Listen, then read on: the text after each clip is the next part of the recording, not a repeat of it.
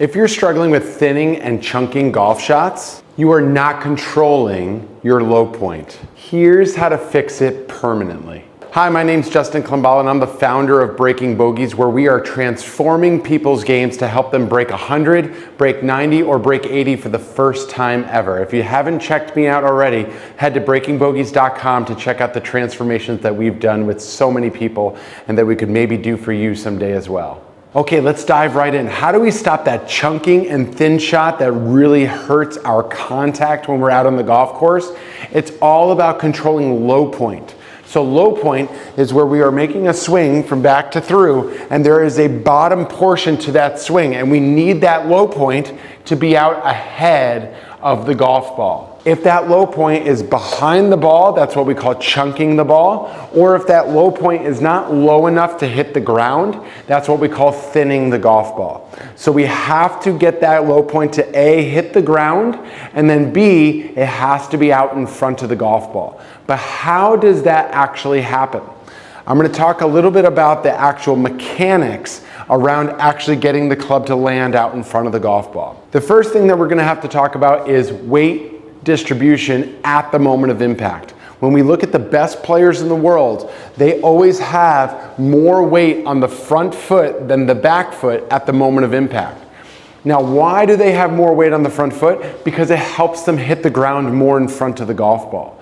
Most people who are struggling with chunking or thinning the ball have a tendency to get more weight on the back foot. Why do they tend to have more weight on the back foot? Because they're attempting to help the ball go up into the air, which is a natural temptation for most golfers, because getting the ball to go up in the air is clearly the goal of golf. We want the ball to get up in the air. But what's cool about the game of golf is that the golf club already has loft on the club. It's already engineered to hit the golf ball up into the air. We just have to deliver the club to the correct area so that the club can then project the ball into the air. That correct area is the ground slightly ahead of the ball. So if I'm trying to get the ground in front of the ball, it's natural that we're going to want to have more weight on that front foot.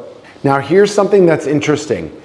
Every person who I've ever taught, and I've been teaching for over 17 years, every person who I've ever taught who has the problem of reverse pivoting, where they're going into their back foot, anytime that I have them do a practice swing, which means that there's no ball in the way, and they just swing back and through, they never get the weight to go to the back foot. They always have their weight going forward on practice swings. But when the ball shows up, they go into this motion of reverse pivoting and getting their weight to go to their back foot. So why does that happen? Because the intention behind hitting the golf ball makes people want to help the ball go up into the air. The intention of just making a golf swing when there's no ball present, most people make a natural motion going forward. Because as you can see with this club, it has a weight to it. And if I swing that club back, naturally my weight goes to my back foot. And then when I swing my club forward, naturally my weight's going to go forward, unless you try to manipulate the ball to go up into the air. So we're going to try to resist that temptation to try to help the ball go in the air and allow the weight to go into the left side right away. Now, if you're somebody who struggles with this, I want you to take a practice swing and I want to see where you actually finish. So you're going to self-assess yourself on this part, but I want you to just take a practice swing back and through and see where do you end up. Do you end up on your front foot or do you end up on your back foot? My guess is that you're going to end up on that front foot. Okay, so what we need to make sure that we're doing is doing the same thing once the ball is present and resist the urge to help the ball go up into the air.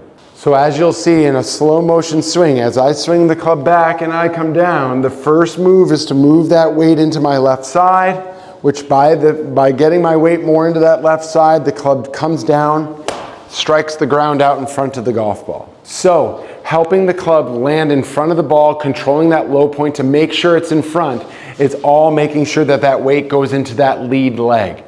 The way that you can really self-assess when the ball is actually present is just looking at your finish. So when we come through, we want to make sure that we're getting our weight all the way over to that left side, and we'll know that we have done that if our right toe is in the ground.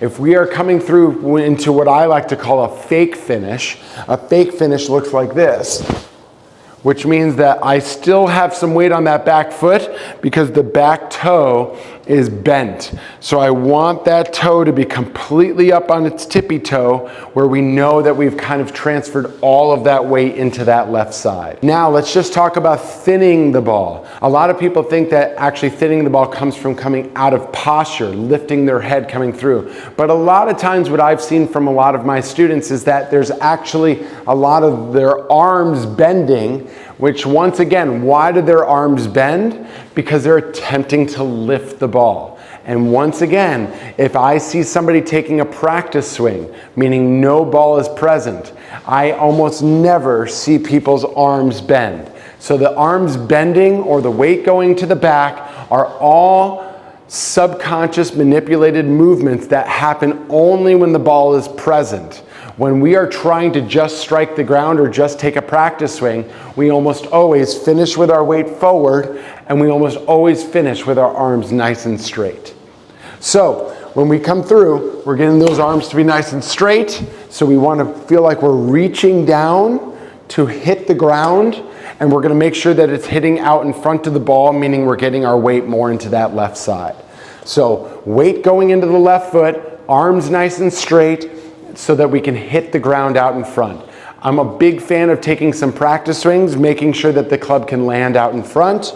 Watch how I can do that here. Here's one. Here's two. So I am practicing hitting the ground out in front. And then when I step up to the ball, the big key is that I have to continually think about hitting the ground in front and resist the urge to help the ball go up into the air. If my focus is hitting the ground in front, I will hit a good golf shot. So practice swing hitting out in front. If I can do that pretty well, I then step up to the ball, ignore the ball, focus on the ground hitting in front, and then let it go. So to recap what we talked about today, we have to get that weight transferring into our left side. That helps us get the club to hit the ground in front of the golf ball. And then when we come through, we want to make sure that our arms are nice and straight. We don't want those arms bending. And why would they bend? Because they're trying to help the ball go in the air. Why would they be straight? Because we're trying to hit the ground in front of the ball. It all comes down to your intention. Is your intention to hit the golf ball up in the air, or is your intention to hit the ground in front?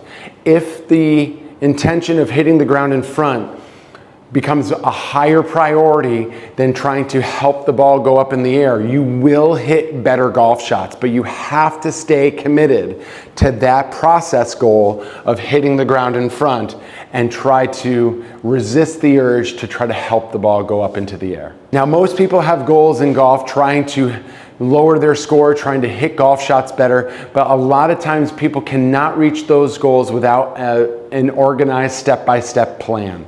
That's what we cover at breakingbogeys.com. So if you are interested in trying to take your game to the next level, either by breaking a score barrier like breaking 100 for the first time, breaking 90 for the first time, or breaking 80 for the first time, head to breakingbogeys.com and consider working with us at Breaking Bogeys. We'd love to help you reach your best golf ever. So come join us at breakingbogeys.com.